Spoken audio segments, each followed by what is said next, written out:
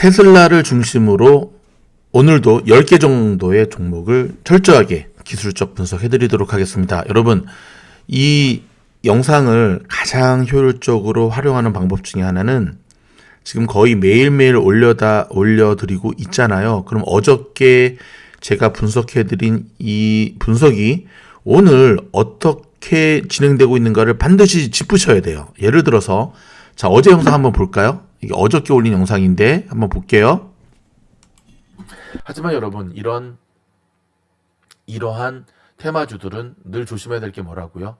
마냥 들고 가시면 안 됩니다. 욕심 버리시고 바로바로 익절하시면서 나가셔야 됩니다. 라고 제가 어저께 이 트럼프 3인방에 대해서 말씀을 드렸죠. 자, 그럼 한번 보겠습니다. 자, 뉴햄프셔에서도 이겼음에도 불구하고 오늘 드왁 마이너스 24%, 애프터까지 거의 마이너스 30%. 자, 사람은 자기가 듣고 싶은 것만을 듣고 싶어 하는 경향이 있거든요. 하지만 주식에 성공하려면 바로 이런 자기 확증 편향에서 극복하고 벗어나셔야 돼요. 있는 그대로 봐야 돼요. 제가 어떤 얘기 드렸죠, 좀 전에? 그렇죠. 짧게 끊어야 되고 욕심 버리고 그렇게 가라 그랬죠. 그 얘기 듣고 바로바로 익절하신 분 같은 경우는 오늘 드왁이 빠지기 직전에 당연히 익절하고 탈출하셨겠죠. 하지만 야, 뉴햄프셔에서 이겼는데 계속 가겠지. 주식을 정말 못하는 사람들이죠. 네, 이런 테마주들의 특징은요, 소문에 사서 뉴스에 팔아야 되는 거예요. 결과대로 움직이지 않고요, 세력들 마음대로 움직입니다. 이렇듯 어저께 이거 말고도 어제 제가 싹슬 반도체 3배짜리 말씀드리면서 어떤 말씀 드렸죠? 특히보다 훨씬 더 움직임이 좋고 시장에 가면 반도체주가 갈 수밖에 없다 말씀드렸죠. 오늘 싹스를 한번 볼까요? 무려 4%가 더 갔고 애프터까지 하면 거의 5%가 갔습니다. 놀랍죠? 네, 이렇게 여러분 오늘 영상도 내일 또 보셔야 되고 이렇게 반복해서 연결고리식으로 쭉 이어가시면 여러분이 차트를 보는 눈이 훨씬 더 많이 좋아지실 겁니다. 자, SMCI 볼까요? 여러분 변함없습니다. 여러분 반도체주는 2024년 올해 시장을 이끌 수 있는 핵심 테마하고는 반도체밖에 없어요. 하지만 급하게 올랐고 여러분, 반도체라고 해서 세력들이 안 들어간 게 아니에요. 개미들이 몰려드는 곳은 세력들이 반드시 들어가 있어요. 세력들의 특징은 개미들이 달라붙는 걸 싫어해요. 급등하면 개미들 달라붙으면 한번 털죠. 제가 좀 전에 보여드렸던 드왁이 마이너스 24% 나왔는데 합치면 30%죠. 무너질까요? 자, 오늘 드왁 보신 분들은 아시겠지만 오전까지만 하더라도 드왁은요 파란불이었어요. 에이바나 같이 아침에 라방하면서 거래량도 팔았고 캔들도 팔았다 그랬어요. 하지만 드왁 딱 보면 장 후반에 무너지기 시작했죠. 여기서부터 이제 무너지기 시작한 거예요. 무너지다 보니까 어떤 일이 벌어지는가? 매도 물량이 많이 나오기 시작했고 캔들 색깔이 파란색에서 빨간불로 바뀌기 시작한 거죠. 그래서 제가 계속해서 말씀드리죠. 요즘은 스윙 매매가 훨씬 더 어렵다고. 자, 그렇다면 드왁 같은 경우도 개미들을 충분히 털고 난 다음에 다시 올리겠죠. 그렇죠? 드왁이 완전히 꺾일 때는 두 가지 중에 하나입니다. 트럼프가 형사 리스크를 못 벗어날 때, 또는 트럼프가 대통령 되고 나면 또 빠지겠죠. 오케이. SMCI도 AMD도 엔비디아도, AMD 같은 경우는 저희 미즈놀에서 우주여행 멤버십에서 이미 추천드린 대로 지금 엄청나게 많이 가고 있죠. 가는 놈이 가는 장세입니다, 여러분. 요즘 시장은 못 가는 놈이 가는 게 아니라 가는 놈이 가는 장세예요. 이런 시장의 추세를 여러분들이 순발력 있게 캐치를 하셔야 돼요. 그래야지만 엔비디아가 600불이 넘다니 이럴 줄 몰랐다. 왜 이럴 줄 모르죠? 가는 놈이 가는 장세라니까요. 가는 놈이 가는 장세예요. 가다가 개미들 떨궈내고 눌림목 주고 다시 한번 가죠. TMF 제가 어제 어떻게 말씀드렸죠? 쉽지 않을 거다. 오늘 악어법 나왔네요. 무려 1.72 합치면은 애프터까지 합치면 2%가 빠졌는데 수치상으로는 별로 안 빠진 것처럼 보이지만 캔들 모양이 상당히 안 좋습니다. 보십시오. 엄청난 매도 물량과 함께 어제 도치를 먹어버렸잖아요. 조금 희망적이라는 것은 밑에 꼬리가 달린 것 뿐인데 그거 말고 지지가 좀 되는 분위기지만 여기서 오늘 지지 안 돼줬으면 밑으로도 훨씬 확 빠지겠죠. 3월 금리 인하에 대한 기대치가 물러가고 거의 물러갔죠. 이제 3월은 힘들 것으로 보여집니다.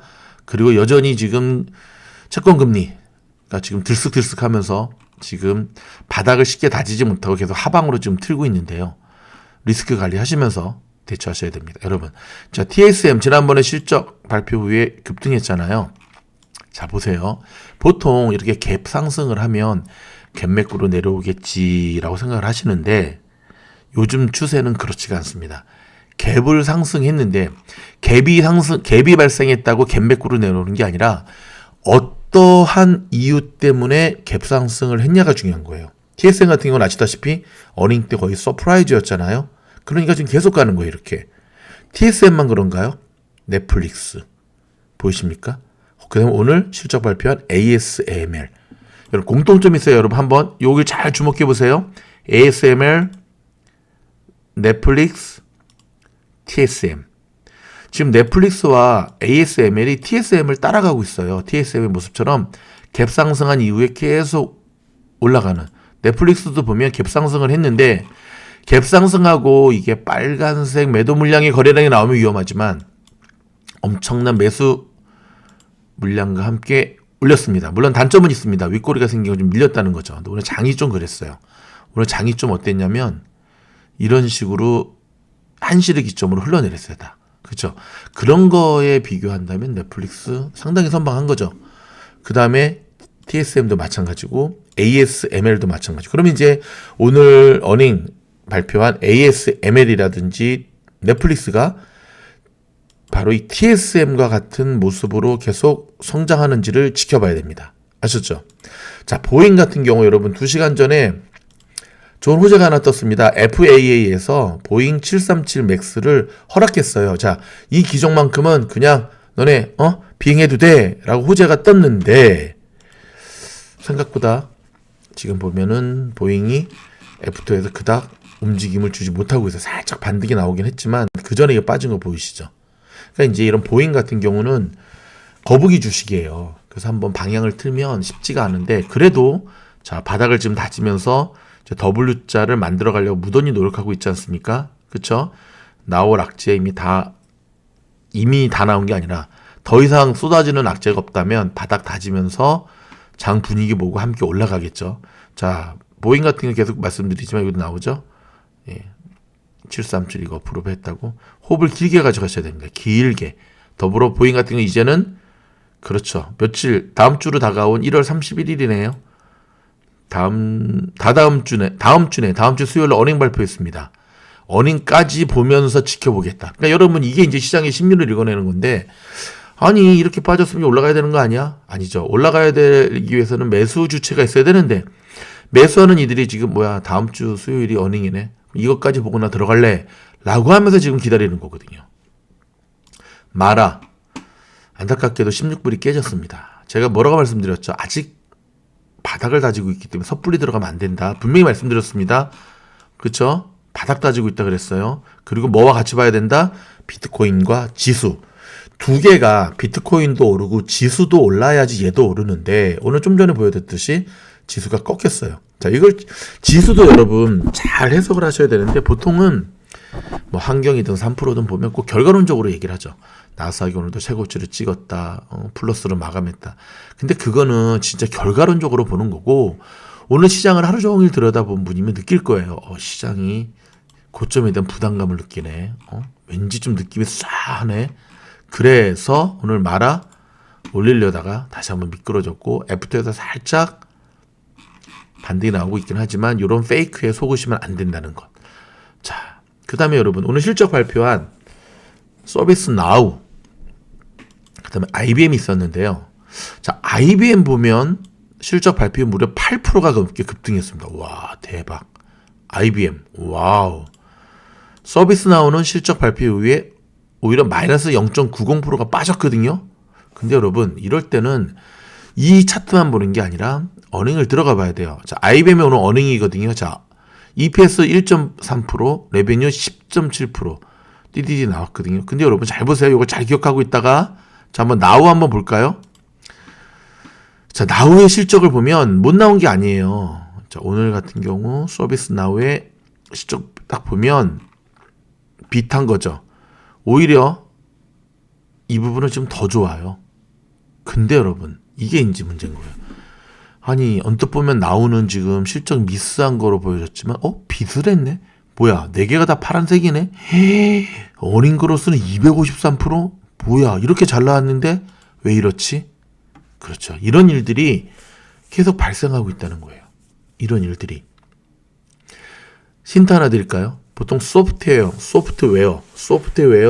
기업들의 실적 발표 후에는 이런 변수들이 굉장히 많이 생겨요. 그러면 이제 뉴스는 항상 끝나고 갖다 붙이죠. 뭐가 부족해서 그렇다, 뭐가 부족한데 그거는 이제 끼워 맞추기식인 게 가깝고, 제가 여러분에 드리고 싶은 이야기는 저희 오늘 미즈노 스태프들에서도 나우가 굉장히 실적이 잘 나올 것으로 예상을 했습니다. 그리고 예상대로 잘 나왔잖아요. 하지만 제가 그랬어요.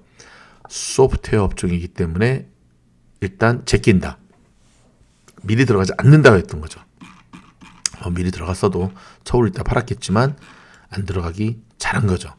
IBM과 비교해 봤을 때 오히려 어닝이 뭐 잘하면 잘했지 못한 게 없었는데 시장이 이걸 어떻게 받아들이냐에 따라 이렇게 차이가 난다는 거 꼭 기억하시기 바라고요. 자, 끝으로 테슬라. 자, 제가 좀 전에 올려드린 테슬라 영상에서도 여러분들 느끼셨겠지만 쉽지가 않죠. 지금 분위기가. 그렇죠?